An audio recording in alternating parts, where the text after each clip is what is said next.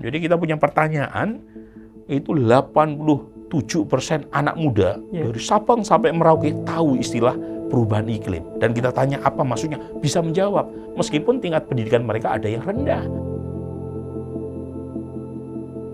Apa driversnya sehingga mereka cukup aware terhadap isu lingkungan? Mereka terkoneksi sama internet. Dan ini masuk dengan program ekoteologi, Green Islam. Ini ormas Islam harus masuk pada narasi seperti itu.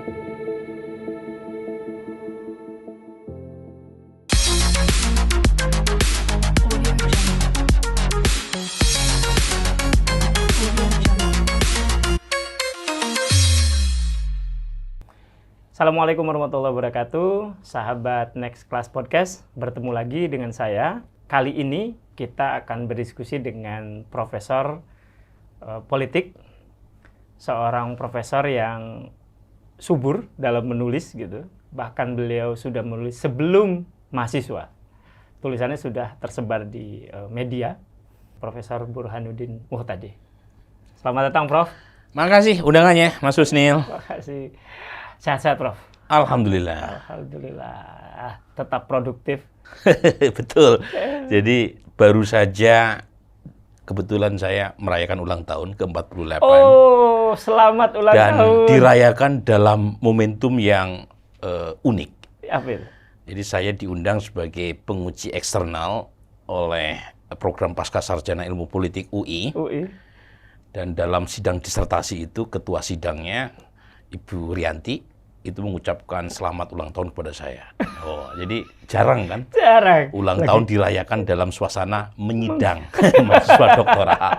Kemudian yang kedua, setelah dari UI Depok langsung lanjut mengisi acara Lokakarya Kementerian Agama. Ya. Di depan ratusan pejabat eselon 1 dan para rektor UIN, YIN, dan STAIN seluruh Indonesia. Jadi lagi-lagi jarang dalam satu hari, di hari saya lahir 48 tahun yang lalu, itu ada 2 forum akademik yang bersamaan dengan milad saya. Nah, yang merusak keindahan ulang tahun saya satu. Apa? MU draw. Di Old Trafford. Jadi udah sekian kalinya MU gagal menang. Itu yang merusak suasana dan mood ulang tahun saya.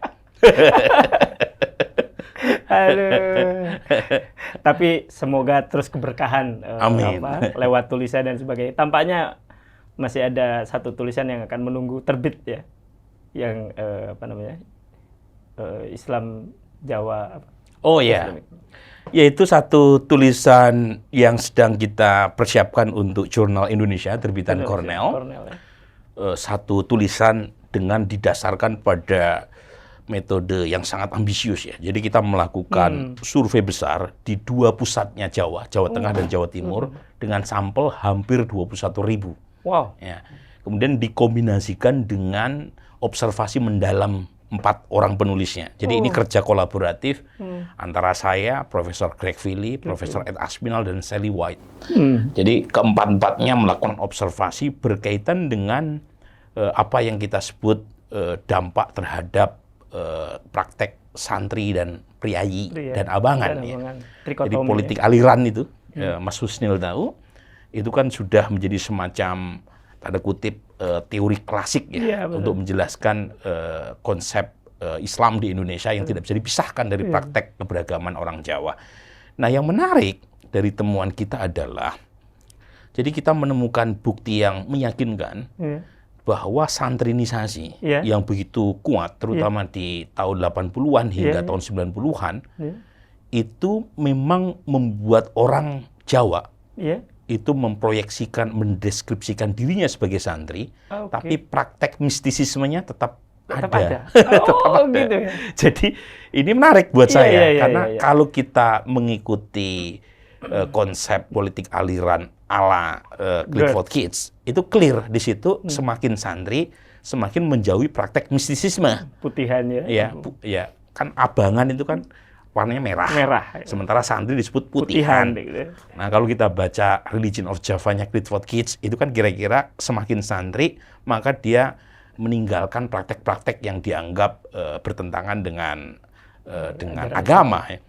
Nah, kita punya mistisisme indeks berdasarkan 2 dimensi, dimensi kepercayaan dan dimensi praktek. Dibikin indeksnya? Kita bikin indeksnya. Wih. Dan ternyata orang Jawa Muslim, meskipun mereka mengaku sebagai seorang santri, itu tidak serta-merta meninggalkan praktek mistisisme yang menjadi pondasi abangan. Jadi ini menarik buat saya. Menarik. Jadi berbeda dengan ekspektasi banyak orang yang mengatakan santri dan mistisisme itu 2 konsep yang bertolak belakang. Dalam konteks Muslim Jawa itu satu kaitan yang nggak bisa terpisahkan. Oh, ternyata itu sesuatu yang itu tidak mungkin bisa ini bukan seperti air dan minyak gitu ya. Iya. Jadi tidak mutually eksklusif, tidak saling bertolak belakang dalam konteks di Jawa. Nah, kita sedang punya rencana untuk memperluas studi dengan melihat secara nasional. Jadi membandingkan apakah praktek serupa, temuan serupa itu juga kita dapatkan dalam konteks nasional. Ekspektasi kita tidak seperti itu karena Jawa relatif lebih akomodatif ya terhadap praktek-praktek satu Islam. Jadi mereka tidak menolak Islam. Tetapi Islam yang diterima oleh Jawa itu Islam yang tidak bersifat vis-a-vis dengan praktek mistisisme Jawa mereka. Nah, ekspektasi kita mungkin temuannya akan berbeda kalau kita bandingkan dengan praktek Muslim di Sumatera misalnya, atau Muslim di Jawa Barat misalnya. Nah, kita belum punya klaim sejauh itu karena surveinya belum dilakukan untuk membandingkan dengan praktek Muslim di luar Jawa. Apakah ini berpengaruh, Prof, terhadap pilihan politik? Karena kan dalam beberapa survei dan fakta itu ditemukan bahwa ternyata NU itu memilih PDIP. Nah itu. Apakah itu ada gimana itu? Apakah saya mulai agak memahami kalau kayak gitu, Prof? Iya, menarik nih. Jadi kalau kita baca teoritisasinya Clifford Geertz, trikotomi politik aliran Clifford Geertz, itu kan clear tuh. Satu yang disebut politik aliran adalah satu pandangan yang bersifat sosial keagamaan yang tertransformasikan dalam orientasi politik. Jadi kalau orang Jawa itu Muslim, Muslimnya tradisional, dia akan memilih Partai NU di tahun 55. Tahun 55. Ya. Kalau Muslimnya itu kategori santri modernis, itu akan kemungkinan memilih Masyumi.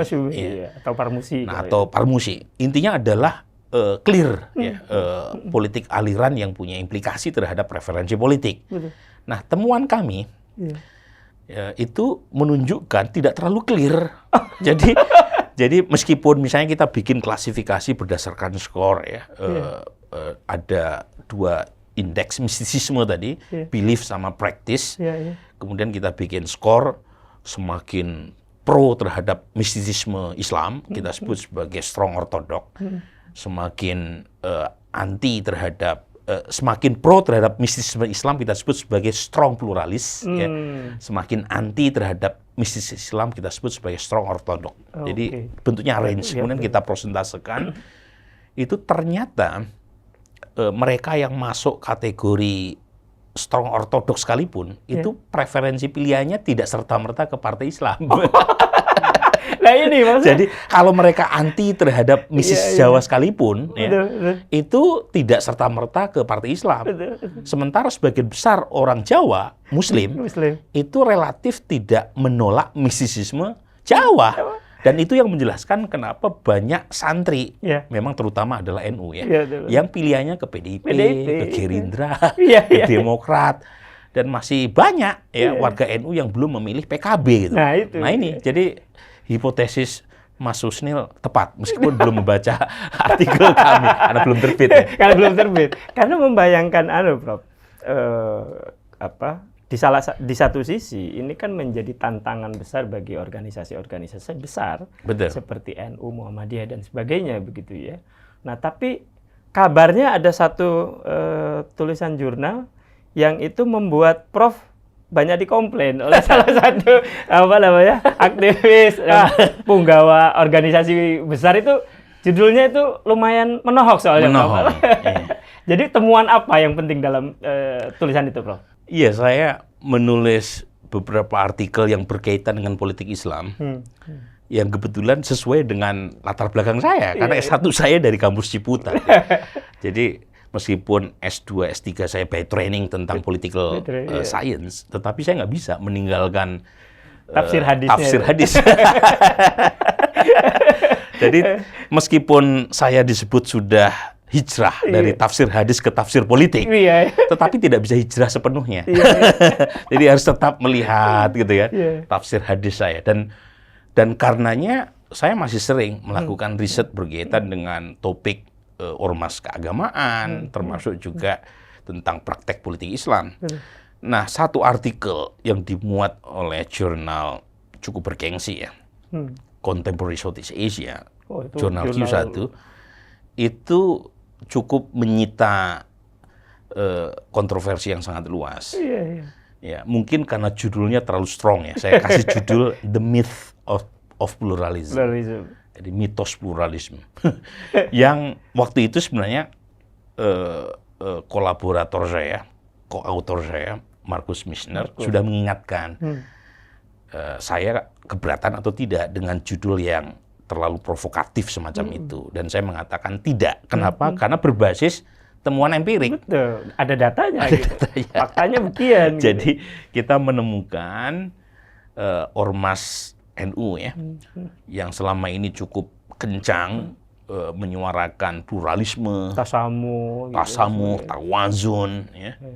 Ternyata pada level basis masanya itu masih ada gap yang cukup luas. Jadi ada diskoneksi antara elitnya yang sangat toleran ya, dan memakai narasi pluralisme sebagai salah satu core gitu ya dari perjuangan aktivis-aktivis NU, dan itu difasilitasi oleh almarhum Gus Dur. Tetapi pada level massa itu masih banyak warga NU yang sepertinya belum cukup ya untuk mencerna ya, narasi-narasi di level elit NU tadi.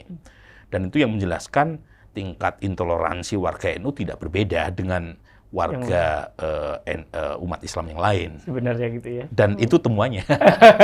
Dan akhirnya itu membuat iya lumayan itu kontroversi itu.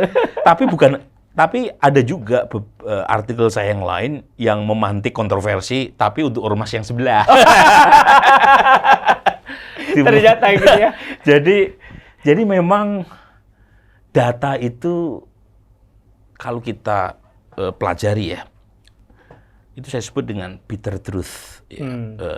Jadi inconvenient truth. Ya. Jadi kebenaran itu seringkali memang tidak membuat kita nyaman. Tetapi kita harus dealing dengan itu supaya ada wake up call, supaya kita itu menyadari ya kemana kita akan melangkah. Jadi tidak didasarkan pada basa-basi, tidak didasarkan pada angin surga, tapi based on fact.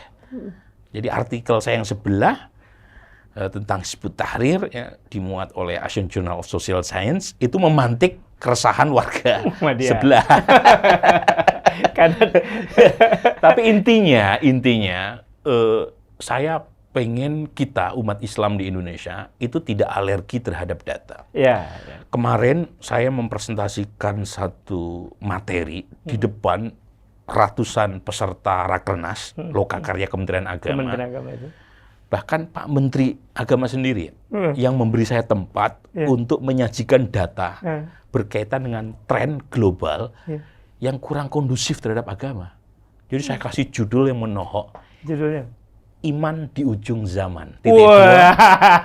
Selalu begitu ya. Perubahan nilai, keamanan eksistensial, dan pudarnya religiusitas global. Itu data empirik. Dari mana saya memperolehnya? Dari Pew Research Center yang secara bertahun-tahun melakukan analisis dari temuan Biro Statistik tiap negara plus data-data survei global. Dipadukan dengan karya mutakhir dari Ronald Inglehart dari Harvard tentang Religion Sudden Decline. Dan kalau kita paparkan, kita dengar data mereka yang saya sampaikan di depan peserta Rakernas, itu nggak mengenakan sekali, tapi kita harus dealing sama isu itu. Apa isinya? Isi yang pertama, ternyata secara umum terjadi penurunan minat dan afiliasi terhadap agama formal di dunia. Terutama Kristen, Buddha, dan satu lagi adalah Hindu. Jadi satu-satunya agama yang naik jumlahnya itu Islam. Tapi ini ada tapinya ini. Kenapa jumlah umat Islam naik dan dalam waktu tidak terlalu lama akan menyalip Kristen? Itu karena fertility rate umat Islam di dunia tinggi. Jadi tingkat kelahiran anak dari seorang perempuan di negara-negara Muslim itu tinggi sekali. Nah, pertanyaannya, apakah itu faktor agama yang membuat orang Islam suka beranak pinak? Ternyata bukan karena itu. Jadi ada variasi di negara-negara Muslim yang relatif GDP per kapitanya tinggi alias kaya, itu fertility rate-nya rendah. Sementara di negara Muslim yang miskin, itu fertility rate-nya tinggi. Nah, ini yang menjelaskan kenapa umat Islam cepat naiknya. Karena sebagian besar umat Islam tinggal di negara yang relatif kurang sejahtera. Sementara negara-negara lain yang mayoritas non-Muslim itu relatif lebih sejahtera. Nah, jadi penjelasan utamanya adalah pertama itu. Soal jumlah. Fertility rate. Nah, itu yang pertama ya. Jadi semakin tinggi GDP per kapita, ekonomi warga termasuk umat Islam, kemungkinan untuk tanda kutip tidak terlalu bergantung pada agama semakin tinggi. Nah, ini ada kaitannya sama Indonesia. Pertama, fertility rate kita itu drop. Dulu zaman Soekarno itu tingkat kelahiran anak per perempuan di Indonesia itu hampir 6 rata-rata. 6. Nah, ayah saya aja punya 7 anak. 7. Sekarang tinggal 2,1. Drop sekali. Nah, jadi ini penting nih. Ini kaitannya sama UIN juga. Kenapa penting? Karena terjadi peningkatan sekolah-sekolah atau lembaga-lembaga keagamaan di saat jumlah umat Islam di Indonesia, supply-nya itu menurun. Karena fertility rate-nya turun. Yang kedua, GDP per kapita naik. Sekarang udah hampir 4.700 GDP per kapita kita, dolar ya USD. Dulu zaman Soekarno cuma 500-400. Nah, ini ada plus minusnya nih. Plusnya apa? Plusnya adalah mengacu pada data Pew Research Center sama Ronald Engelhardt. Jadi wilayah dakwah umat yang berkaitan dengan zakat, infak, sedekah, haji, umroh itu naik kenceng. Kenapa? Karena umat Islam mengalami perbaikan kesejahteraan. Nah, jadi saya sampaikan tuh depan Kementerian Agama. Jadi unit kerja yang berkaitan dengan ini siap-siap untuk panen. Masalahnya Kementerian Haji dan Umroh sudah tapi kan masih ada zakat, masih ada wakaf gitu kan. Tapi ada kabar buruknya. Apa itu? Buat terutama yang berkaitan dengan pendidikan Islam dan pesantren. Kenapa? Karena tadi pertama dengan fertility rate yang rendah. Ya, maka kita harus mengevaluasi berapa banyak lembaga pendidikan yang kita punya, termasuk dari Kementerian Agama. Dan ternyata itu terjadi peningkatan sejak tahun 2010 berkaitan dengan jumlah pesantren, jumlah madrasah, baik ibtidaiyah, sanawiyah, aliyah, terutama yang swasta yang naik kenceng. Kemudian kampus Islam, PTKIN ataupun PTKIS. Sekarang untuk PTKIS yang swasta itu 847, sementara yang negeri 59. Total kampusnya itu 900 lebih. Di Indonesia total perguruan tinggi 3.200-an sekian. Jadi kampus-kampus yang berkaitan dengan agama itu menyuplai hampir sepertiga dari total kampus di Indonesia. Nah, total kampus di Indonesia 3.200-an sekian itu tertinggi nomor 2 sedunia. Hanya kalah dibanding India. Padahal India jumlah penduduknya 1, sekian miliar. Kita penduduknya 270. kampusnya besar sekali, mengalahkan jumlah kampus di Cina, jumlah kampus di Amerika Serikat. Waduh. Masalahnya orientasinya terlalu kuantitas, tapi iya. kualitas kampus-kampus kita, mohon maaf ya, bukan hanya di bawah Kementerian Agama, tapi juga Semuanya. di bawah Kementerian Pendidikan Kemendikbud. Tinggi, itu rata-rata nggak ada yang masuk top 10, Iya. apalagi top 10 ya, top 100 juga nggak ada, gitu, nggak ada. Gitu. Jadi ini problem. Iya. Sementara jumlah kelahirannya menurun. Ya. Nanti makin banyak pesantren kosong atau kekurangan santri, Iya. madrasah-madrasah kekurangan santri, Iya. apalagi negeri ya makin memperbesar kapasitas partisipasi sekolah buat Iya. anak per kelas nambah, terutama di Jawa Barat. Ini angka yang real. Betul. Ya. Jadi fact do not care our feeling. Iya. Data adalah data. Jadi kalau misalnya kita tidak melakukan pembenahan, Iya. itu akan jadi masalah serius. Itu yang pertama. Yang kedua, Mas Husnil, Ya, betul. semakin sejahtera warga, ini udah kayak semacam hukum alam. Itu kecenderungannya apa coba? Apa? Mereka semakin sejahtera dan saat yang sama semakin merasa dirinya aman secara eksistensial. Oke. Itu kecenderungan untuk bergantung pada agama menurun. Ya. Dan karenanya itu yang menjelaskan mengapa sekarang sekolah-sekolah unggulan, pesantren unggulan itu kelimpahan banyak sekali anak-anak yang anak-anak yang berlatar belakang keluarga muslim kelas menengah. Kelas kan? menengah, ya. Jadi Nah, harganya mahal. betul, dan padahal orang tuanya mungkin alumni UIN. Iya. Ada yang pesantren malah. Ya misalnya saya harus mengasih contoh saya. Iya. Dua anak saya kuliahnya di ITB, nggak ITB. ada di UIN. Nggak ada di UIN. Nah ini sebenarnya fenomena dari apa yang disebut dengan existential security. Jadi dan itu pola umum. Ya. Misalnya ya kalau kita lihat Ivy League di Amerika Serikat, Harvard University, Yale, Columbia, Princeton, itu dulu itu sekolah buat pendeta. Benar, ya. Jadi awal didirikan itu seminari-seminari untuk mencetak pendeta. Tetapi semakin merasa nyaman, semakin secure, semakin tidak merasakan ketidaknyamanan untuk masa depan, mereka kemudian masuk ke jurusan-jurusan umum kan. Betul. Ya. Justru yang sekolah agamanya tidak terlalu kelihatan. Betul. Nah, ini bisa jadi isu buat kita nih. Buat UIN, iya. Dan saya sampaikan di acara Kementerian Agama ada blessing in disguise ketika almarhum Profesor Azubadi Azra melakukan eksperimen ijtihad pertama mengkonversi IAIN jadi UIN. Iya. Ya. Menggabungkan anak-anak ilmu agama dengan umum itu. Karena kalau misalnya tidak ada transformasi IAIN ke UIN, itu keluarga santri akan menyekolahkan anaknya ya ke kampus-kampus umum. Sekarang mereka punya pilihan. Betul. Sebab tadi, jadi semakin merasa dirinya nyaman, secure, kemudian juga semakin sejahtera, kemungkinan untuk menyekolahkan ke kampus atau sekolah agama murni itu semakin mengecil. Betul. Nah itu ya. Betul. Dan yang terakhir, nah ini yang menurut saya fenomena yang sangat harus menjadi perhatian kita semua. Apa itu? Jadi kenapa terjadi sudden decline terkait dengan agama di dunia? Jadi bukan hanya di Indonesia aja. Itu soal anak muda, Gen Z.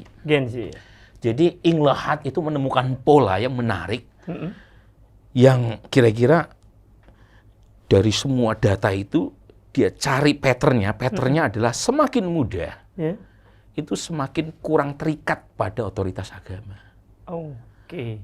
Dan jadi dia menemukan data cross national studies di mana mereka yang lahir jelang tahun 2000-an ya, sampai sekarang itu kecenderungannya itu punya nilai yang berbeda dengan nilai-nilai tentang obedient, kepatuhan, hierarki, morality yang itu menjadi kekuatan dari agama. Iya.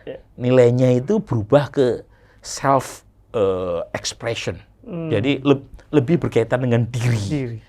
Dan itu berkaitan dengan banyak hal. Misalnya mereka cenderung ogah untuk punya anak. Jadi child free gitu ya.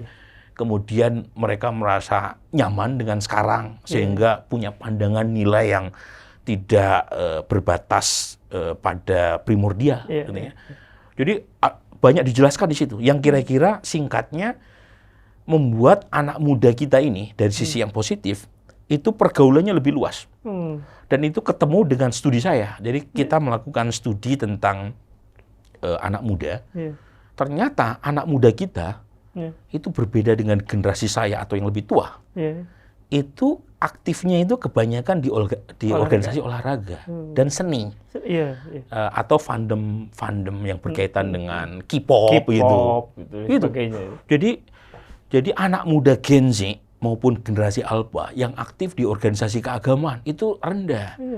Sementara saya punya data set panjang dari tahun 2000 ketika generasi milenial, generasi X, baby boomers waktu mereka muda itu aktifnya di organisasi keagamaan. Di NU, di Muhammadiyah, kalau aktif di organisasi kepemudaan HMI, PMI, GMNI, PMGRI, IMM. Sekarang itu kurang laku di anak Gen Z ini. Nah ini data yang mau ditolak atau tidak tolak, ini it's happening. Dan kata Paul Pierson, perubahan itu satu bersifat big, skala besar, dua slow moving, pelan-pelan, yang ketiga invisible. Whether you like or dislike, itu terjadi. Dan karenanya kita harus siapkan antisipasinya dong, gitu kan? Kita nggak boleh diam. Ya.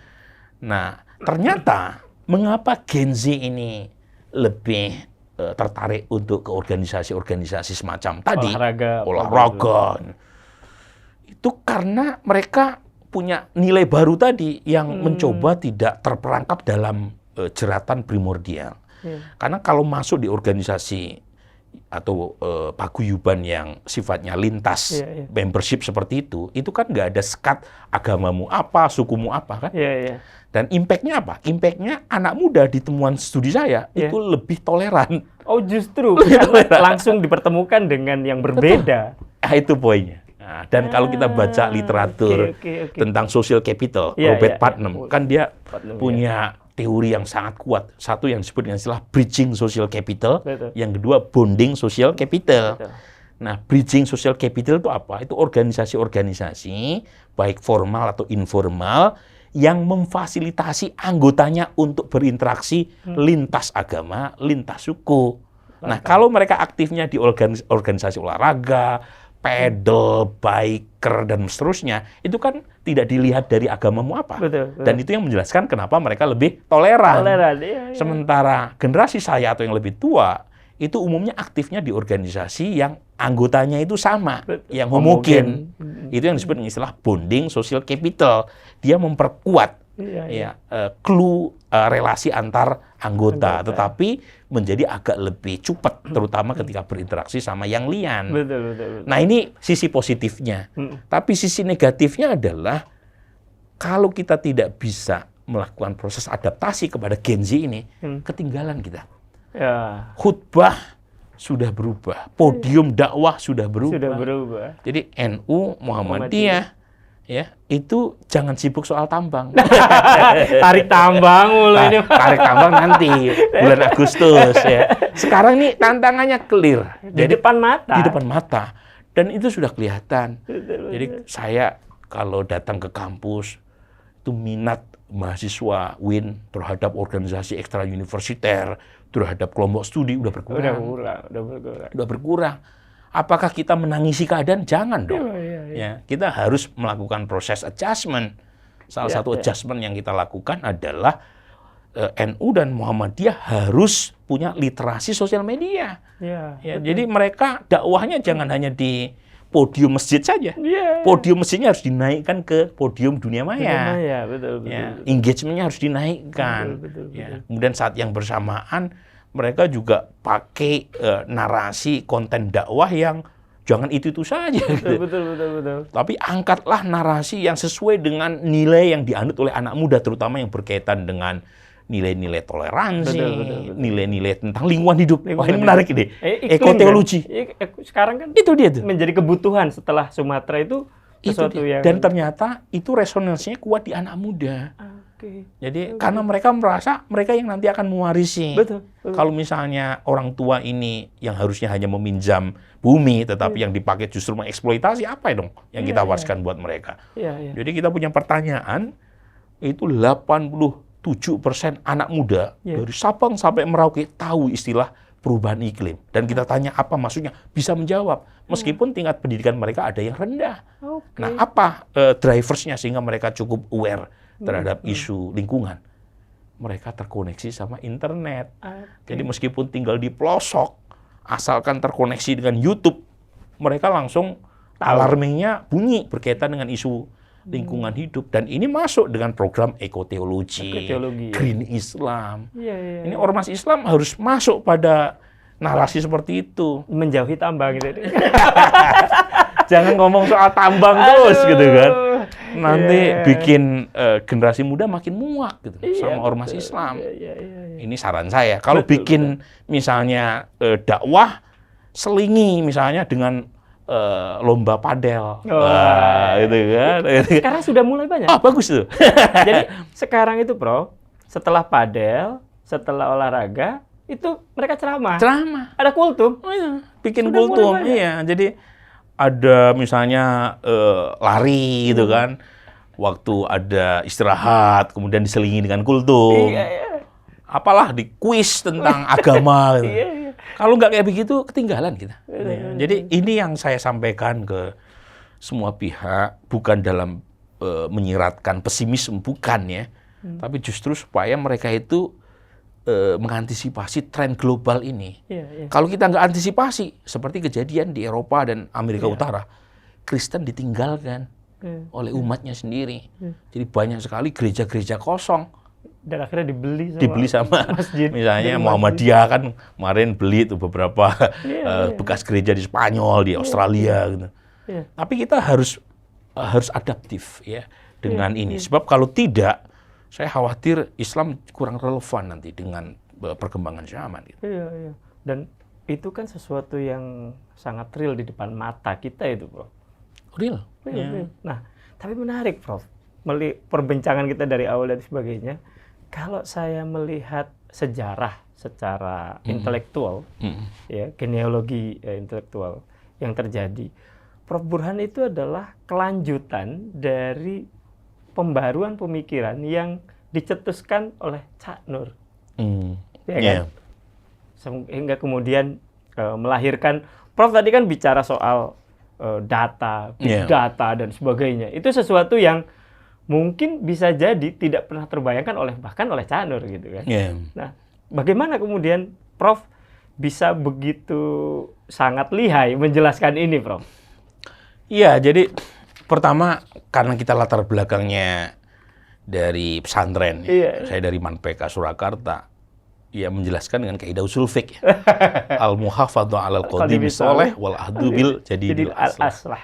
Jadi al-muhafadhah itu penting untuk merawat tradisi, merawat hasanah ya, lama dan suka tidak suka kalau kita belajar di UIN Ciputat ya, itu nggak bisa dipisahkan dari sosok pendahulu ya.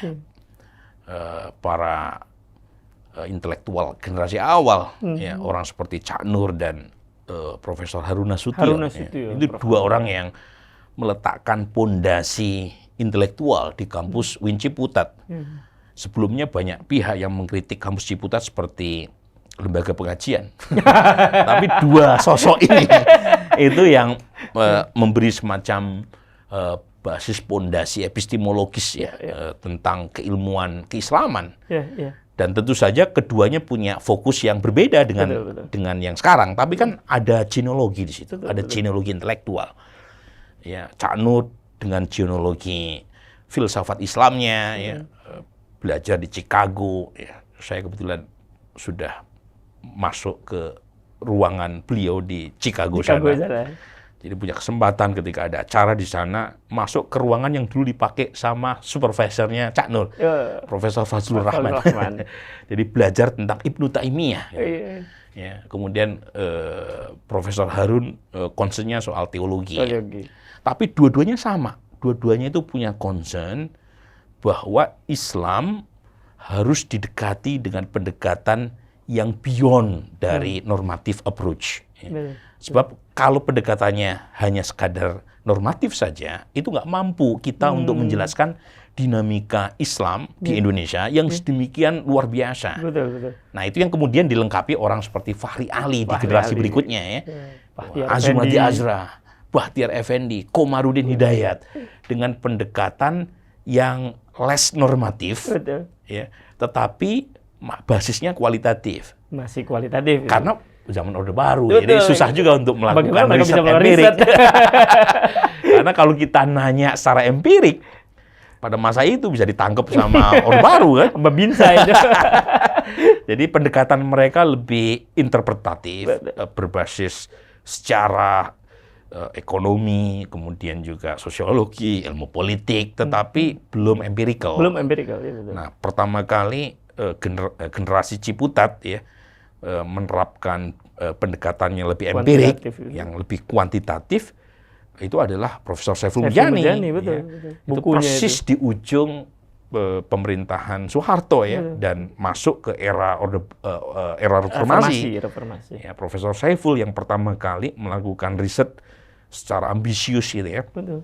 Di awal reformasi yang bukan hanya menjadi breakthrough ya di kalangan generasi intelektual Islam secara umum, tapi juga generasi ilmuwan sosial politik di Indonesia. Di Indonesia iya. Dan lahirnya pendekatan kuantitatif yang luar biasa itu justru lahir dari Ciputat.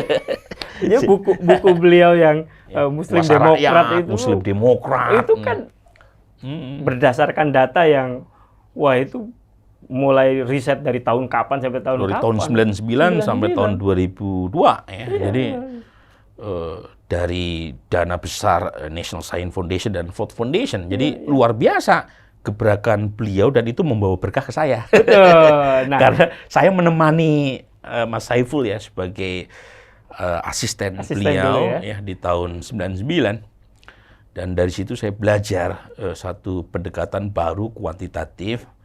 Tetapi karena basic kita adalah lahir dari kampus UIN dan pendekatan yang kita pelajari waktu di formasi, basisnya adalah kualitatif, itu nggak bisa hilang kan. Jadi kita padukan saja nih dua sayap keilmuan gitu ya, berbasis empirik dan berbasis interpretatif.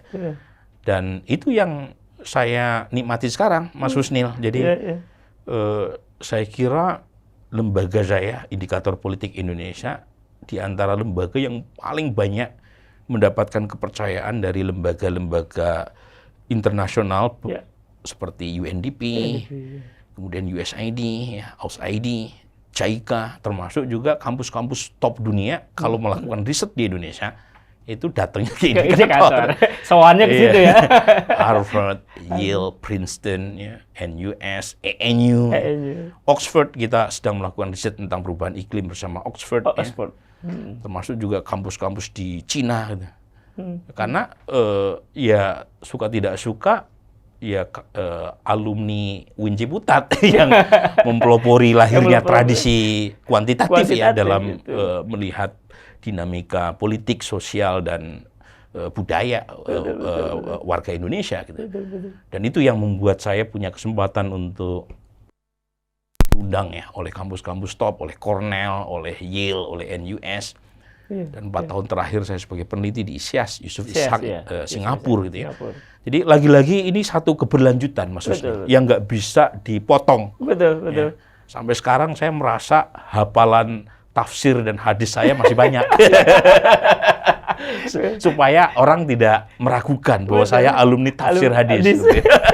Bahkan banyak orang yang belum tahu bahwa sebenarnya Kak Ipung itu mengedit buku Harun Nasution. Nah, itu nih. Itu kan bagian dari keberlanjutan apa yang telah dilakukan oleh para pendahulu itu kan. Betul. Atau misal saya sih nggak pernah ketemu Pak Harun secara pribadi ya. Tapi sama Cak Nur saya dekat sekali. Bahkan jadi saksi nikah ya? Jadi saksi nikah, kemudian beliau juga meminta saya aktif di Paramadina, termasuk saya harus menyediakan waktu untuk menulis kayak semacam personal account tentang Cak Nur ya, dalam buku yang diterbitkan oleh Para Madinah. Saya kasih judul Ke Cak Nur Saya Mengaji. Gitu ya. Saya juga ada tuh tulisan situ. Bareng-bareng. Bareng-bareng. Jadi ada jalinan epistemik yang berkelanjutan, the so-called mazhab Ciputat, dengan variasi yang berbeda-beda tiap zamannya, tetapi nggak terputus.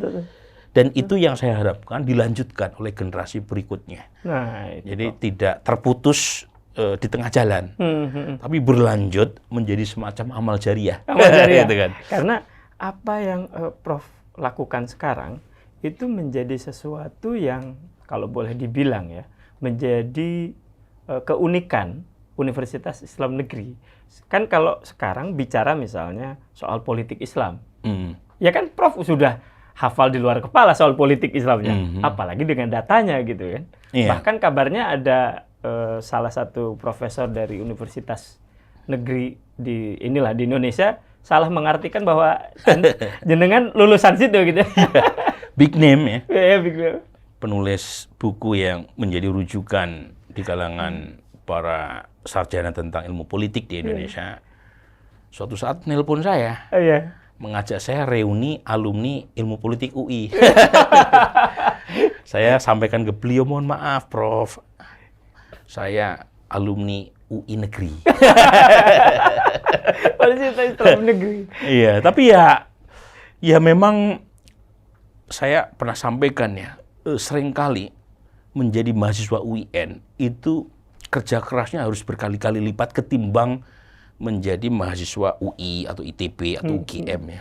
Karena ekspektasi publik terhadap UIN atau IAIN kan lebih rendah. Kita kan bukan Ivy League-nya Indonesia kan. Jadi harus ada semangat underdog untuk belajar lebih keras. Nah, kalau misalnya ada yang muncul, itu seringkali ini namanya teori peran harapan, role expectation. Itu seringkali orang mengasumsikan yang muncul yang signing secara intelektual itu dianggap alumni dari kampus-kampus terkemuka. Jadi seolah-olah menjadi alumni dari kampus UIN Ciputat itu sulit untuk bisa muncul. Kayaknya nggak percaya. Ya, mungkin kalau secara umum bisa, mungkin demikian ya secara umum. Tetapi kan bukan berarti tidak ada exception ya, ada exception di situ. Dan exception itu harusnya menjadi norm, menjadi the rule, menjadi pattern umum. Ketika kesempatan untuk mengembangkan diri, meskipun kita kuliah di UIN, itu semakin lebar. Zaman saya kuliah dulu, tidak ada LPDP untuk cari beasiswa.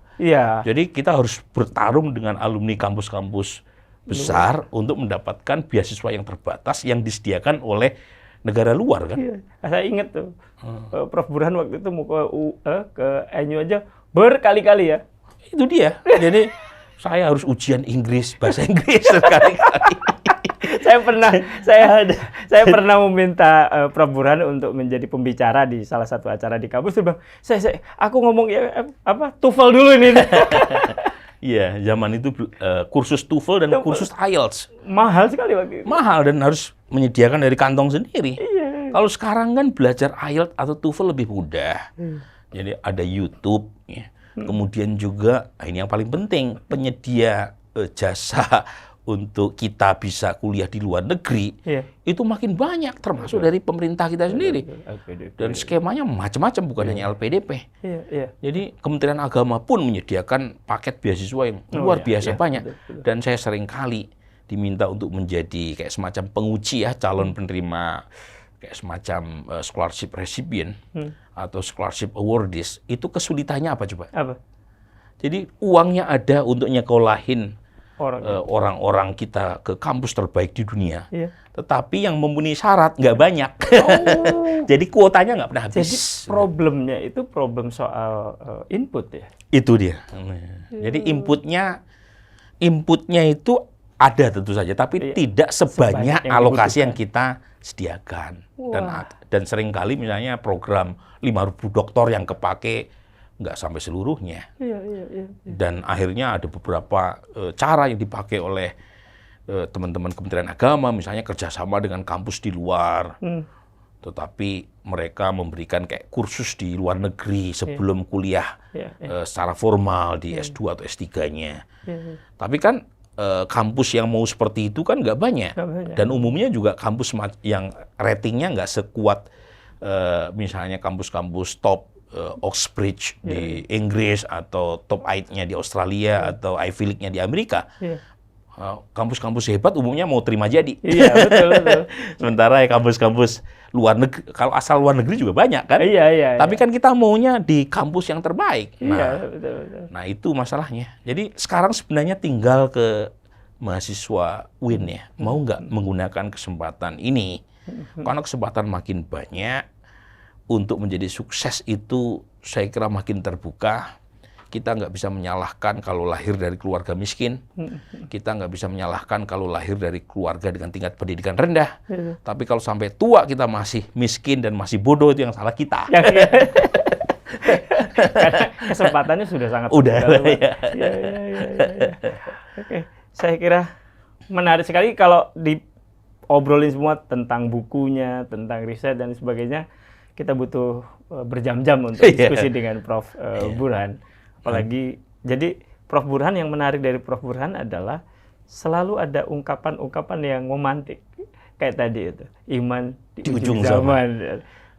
PKS, suara dan syariah. Nah, itu kan apa namanya? Kuasa uang. Mitos pluralisme. Mitos pluralisme. Dulu tuh ada lagi tuh, leader bukan dealer. Yaitu kan?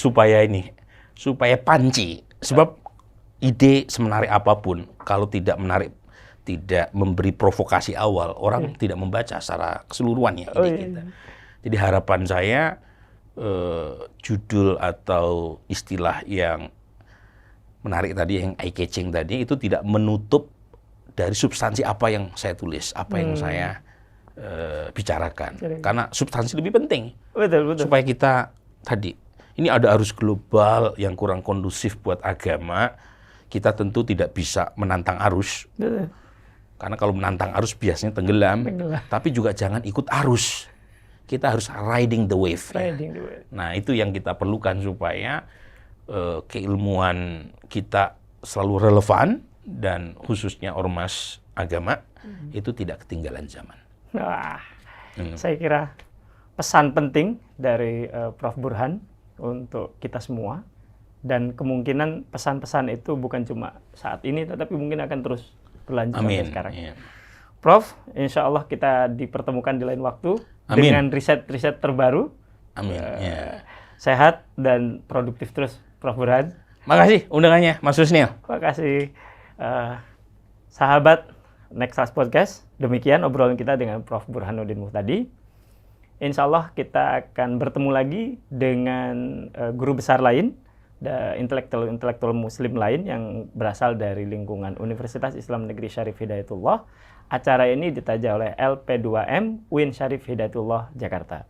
Demikian, hadallahu wa iyyakum wal afu minkum. Wassalamualaikum warahmatullahi wabarakatuh.